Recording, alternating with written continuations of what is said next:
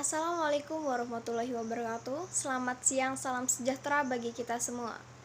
Perkenalkan, nama saya Nur Anissa dari Prode PGSD, Rombel C. Di sini saya akan menyampaikan materi tentang metode pembelajaran IPS di SD. Suatu proses belajar mengajar, dua hal yang sangat penting adalah metode mengajar dan media pembelajaran. Kedua aspek ini saling berkaitan. Menggunakan media pembelajaran dalam proses belajar mengajar dapat membangkitkan minat dan keinginan yang baru. Motivasi juga merangsang kegiatan belajar, bahkan membawa pengaruh-pengaruh psikologis terhadap siswa. Seperti yang telah banyak kita temukan, bahwa gaya dan media yang digunakan saat proses belajar mengajar yang kurang disukai oleh siswa akan mempengaruhi pada tingkat rendahnya minat belajar siswa. Media merupakan salah satu yang berperan dalam proses kegiatan belajar mengajar, terkhusus dalam mempelajari IPS di SD. Dengan menggunakan media pembelajaran, diharapkan para siswa dapat lebih memahami materi yang diajarkan oleh guru. Oleh karena itu, media pembelajaran merupakan hal yang menunjang dalam proses pembelajaran di SD. Yang selanjutnya ada pengertian media pembelajaran IPS di SD.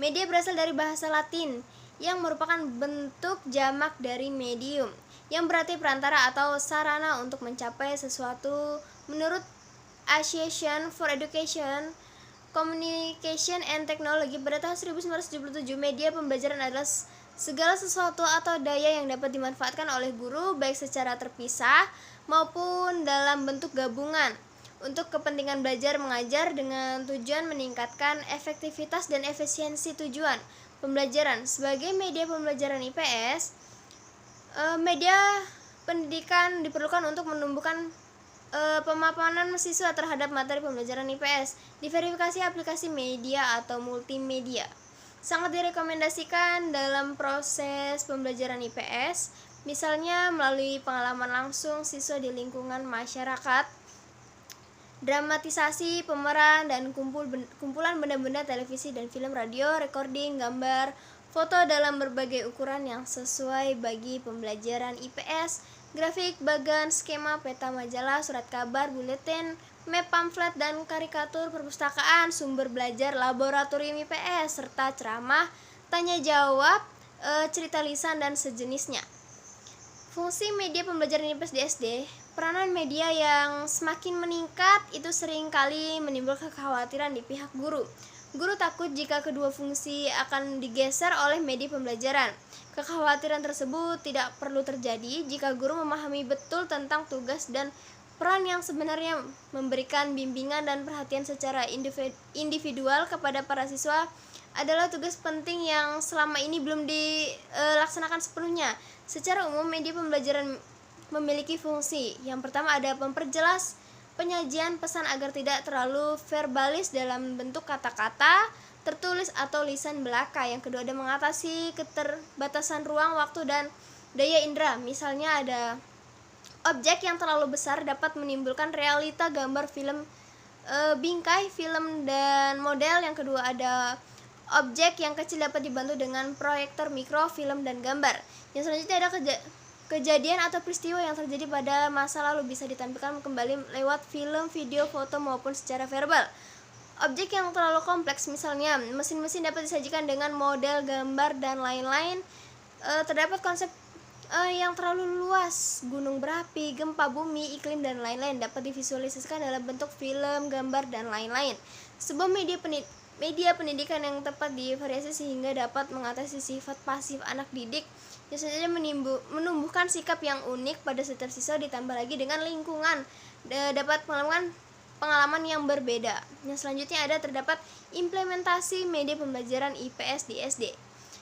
Media massa adalah suatu jenis komunikasi yang ditujukan kepada sejumlah khalayak yang tersebar heterogen dan anonim melewati media cetak atau elektronik, sehingga pesan informasi yang sama dapat diterima secara serentak dan sewaktu-waktu. Pengertian dapat diisi pada pengertian bahwa jumlah penerima pesan melalui media tertentu pada saat tertentu memang esensial. Adapun bentuk media massa secara garis besar ada dua jenis, yaitu media cetak, surat, kabar, dan majalah, termasuk buku-buku. Dan yang kedua ada media elektronik nih, televisi dan radio termasuk internet. Media massa dapat dimanfaatkan sebagai media pembelajaran IPS karena media massa pada hakikatnya merupakan representasi audiovisual masyarakat itu sendiri, sehingga fenomena faktual yang terjadi di masyarakat dapat secara langsung atau live diliput dan ditayangkan media massa melalui siaran televisi atau radio misalkan. Pemanfaatan media massa artinya penggunaan berbagai bentuk media massa, baik cetak maupun elektronik. Untuk tertentu yang dalam kajian ini disebut sebagai media pembelajaran IPS. Sosial guru dapat memanfaatkan atau memberdayakan media massa sebagai media pembelajaran IPS secara optimal dan efektif sehingga dapat mendukung keberhasilan pembelajaran IPS melalui 3 cara. Yang pertama ada media massa dapat memperbaiki bagian konten dari kurikulum IPS. Yang kedua ada media massa dapat dijadikan alat pembelajaran yang penting bagi IPS. Yang ketiga ada media massa dapat digunakan untuk membantu siswa mempelajari metode ilmu-ilmu sosial, khususnya dalam menentukan dan menginterpretasi sebagai konsekuensi logistik dari pemanfaatan media massa sebagai media pembelajaran IPS di tingkat persekolahan. Maka menurut Rahmat tahun 1985 terdapat paling tidak 4 buah efek pemanfaatan media massa, yaitu yang pertama ada pengaruh kehadiran media massa, yaitu mengenai pengaruh keberadaan media massa secara fisik. Yang kedua ada efek kognitif, yaitu mengenai terjadinya perubahan pada apa yang diketahui, dipahami atau dipersepsi siswa. Yang ketiga ada efek afektif, yaitu perkenalan dengan timbulnya perubahan pada apa yang dirasakan, dibenci dan atau dibenci siswa. Yang keempat ada efek perilaku, yaitu berkaitan dengan perilaku nyata yang dapat diamati pada mencapai pola-pola tindakan kegiatan atau perilaku siswa. Selanjutnya ada implementasi media pembelajaran IPS di SD. Dalam mengimplementasikan media pembelajaran di SD harus sesuai dengan karakteristik dan keunggulan masing-masing. Maka diharapkan guru dapat memilih dan menentukan macam-macam media sesuai dengan topik, bahasa, dan karakteristik materi pembelajaran. Agar dapat memilih media tersebut dapat efektif, maka perlu dipertimbangkan beberapa kriteria. Antara lain yang pertama nih, ada objektivitas. Dalam memiliki media perlu meminta saran atau pendapat dari teman sejawat, bukan berdasarkan keinginan pribadi guru. Yang kedua ada program pembelajaran. Media menentukan yang dapat mendukung program tujuan pembelajaran atau sesuai dengan pokok bahasan yang akan disampaikan. Yang selanjutnya ada program sasaran siswa yang mengikuti proses pembelajaran pada usia tertentu. Mereka memiliki kemampuan intelektual tertentu pula. Selanjutnya ada situasi dan kondisi. Situasi dan kondisi ini berkaitan dengan sarana dan prasarana sekolah atau kelas dan situasi kondisi siswa. Yang kelima ada kualitas teknik. Kualitas teknik ini berkaitan dengan kualitas gambar, rekam audio maupun visual suara atau alat bantu lainnya. Yang keenam ada efektivitas dan efisiensi penggunaan. Menyangkut penyerapan informasi dan optimal oleh siswa. Efisiensi ini berkaitan dengan pengeluaran tenaga, waktu, dan biaya seberapa mampu mencapai tujuan yang optimal. Selanjutnya ada media pembelajaran memiliki ragam dan bentuk yang bermacam-macam.